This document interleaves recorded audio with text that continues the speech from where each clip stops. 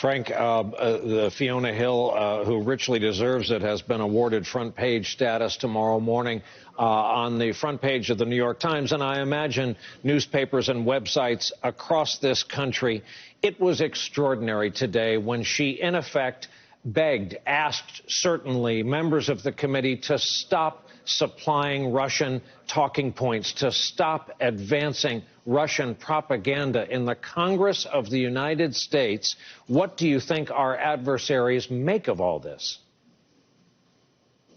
Well, we saw a true Russian professional today, an expert on Russia, calling out a series of lies that keep getting put out by GOP members and the president himself.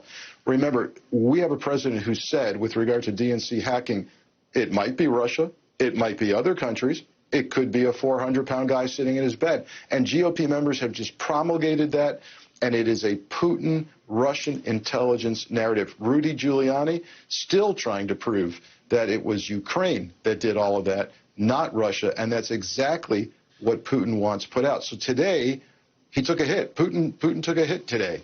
But let me tell you something. We're in for a withering assault because of the success of these hearings, because of the powerful impact of Dr. Fiona Hill.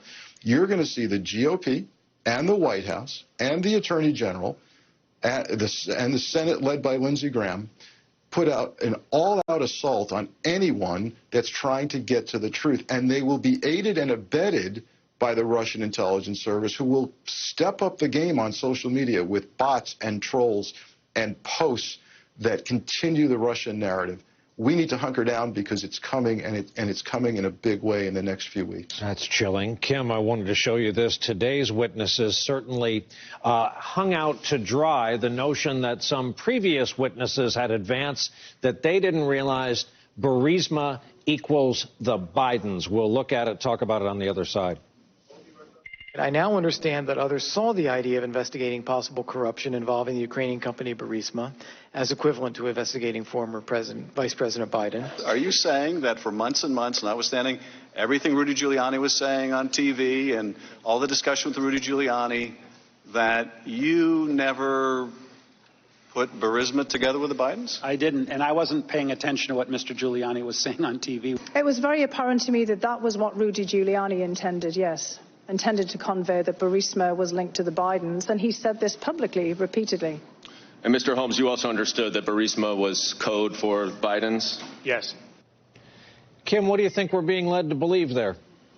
I think it's just another peeling away of a layer that some of these witnesses thought they could surround themselves in to have some plausible deniability. I mean, remember that Gordon Sondland had to amend his testimony, and then once he appeared publicly, he changed more things. He amended it again with the more testimony that was being given by other people. This seems like just yet another inconsistency that the folks around him, the folks who worked with him, know what was being said behind the scenes and what was wanted by this administration. So I think, again, overall, when you look at all of it, even Gordon Sondland, who had to come to admit a quid pro quo when he initially denied it, it came together in the end as a pretty cohesive picture, a pretty cohesive story about what happened here. The question next is whether the American people, and certainly whether members of the Senate, think that rises to an impeachable and removable offense. And Phil Rucker, back to your beat.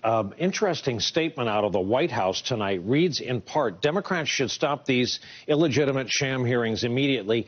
If they don't, President Trump wants to have a trial in the Senate because it's clearly the only chamber where you can expect fairness and receive due process under the Constitution. Phil, I guess we take that as a tacit admission that this is happening.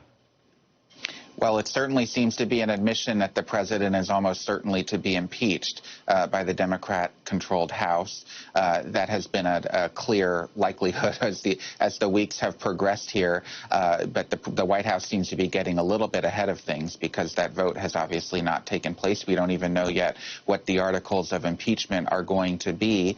But the next step will be that trial in the Senate.